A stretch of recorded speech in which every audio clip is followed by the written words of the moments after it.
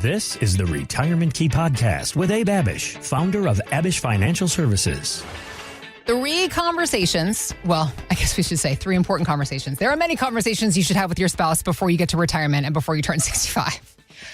But when it comes to the planning process, there was this article, Abe, talking about these 3 specific conversations. And I have to imagine it's because conversations that aren't had. They're not being done to the level that they should be done before you get to retirement. Have you discussed these things with your spouse? So that's what we want to talk about here on the podcast today. This is Abe Abich, financial advisor, founder of Abich Financial Services. I'm Heather Branch, here to ask Abe about the questions you should be asking when it comes to retirement, not just of your financial advisor, but of your spouse and of yourself as well.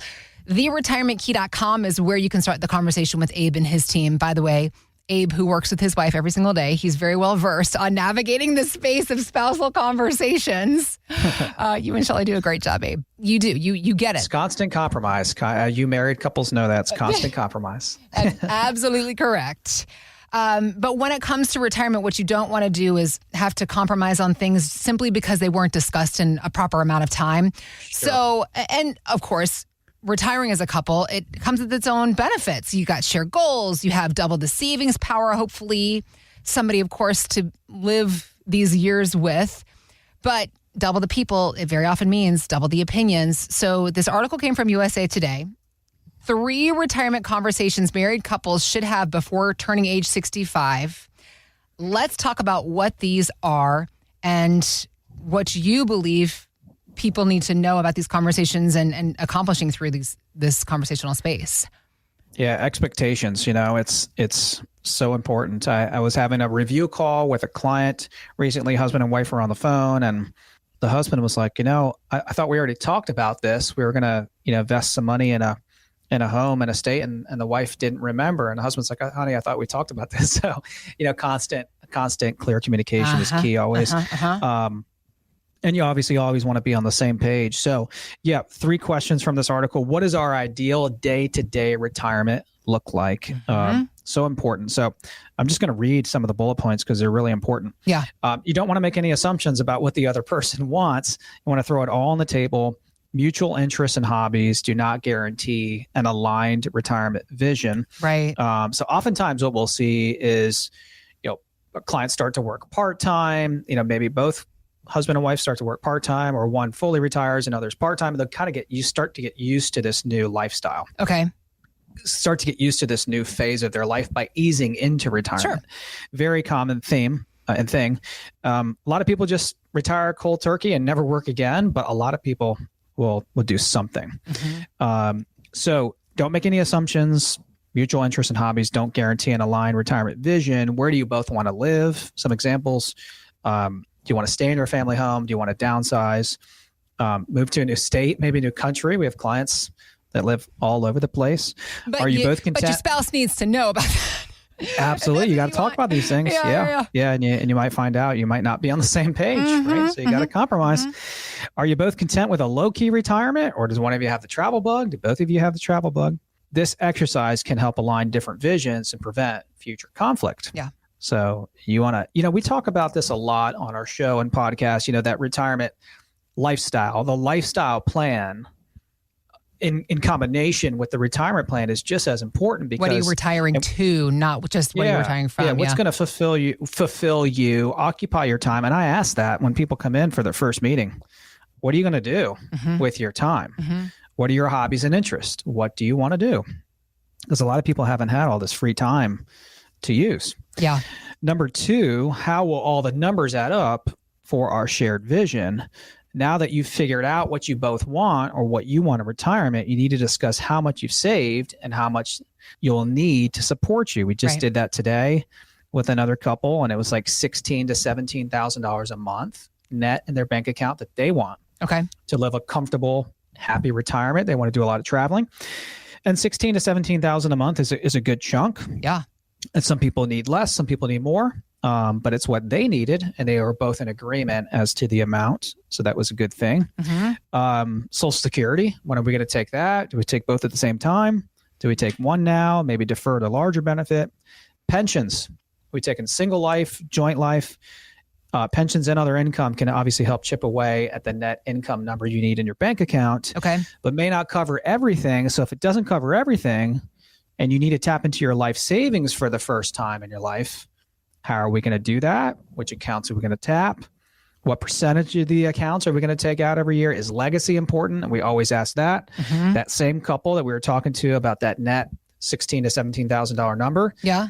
I asked how important legacy is. The husband says, whatever's left is left. Whatever's left is fine. When the wife said, no, I really want to pass on money to the kids and the grandkids. Okay. And I said, well, we can help you accomplish both, right? You want to be able to spend and enjoy, but you also, it looks like, want to pass some money on too. Okay.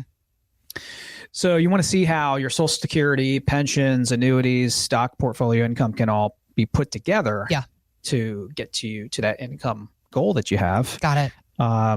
And how you might need your savings to tap into income to fill any gaps. So do you have a budget? Like, do you really know what you need and what you're spending? Do you have an income strategy? And do you have a long-term growth strategy? Yeah. How all those numbers add up into a consolidated, comprehensive plan that's understandable and that you can follow, measure, and track. And then finally in the article, a lot of people don't realize this until they're actually right there at Medicare time, is what is the healthcare plan?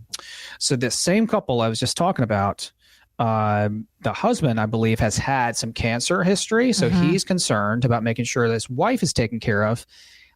He's around 64. She's around 62. He wants to make sure that she's taken care of. Already had some cancer history. Men live less than women do. So he already knows he probably won't live as long as his wife, wants to make sure she's taken care of. But then healthcare is right around the corner for them.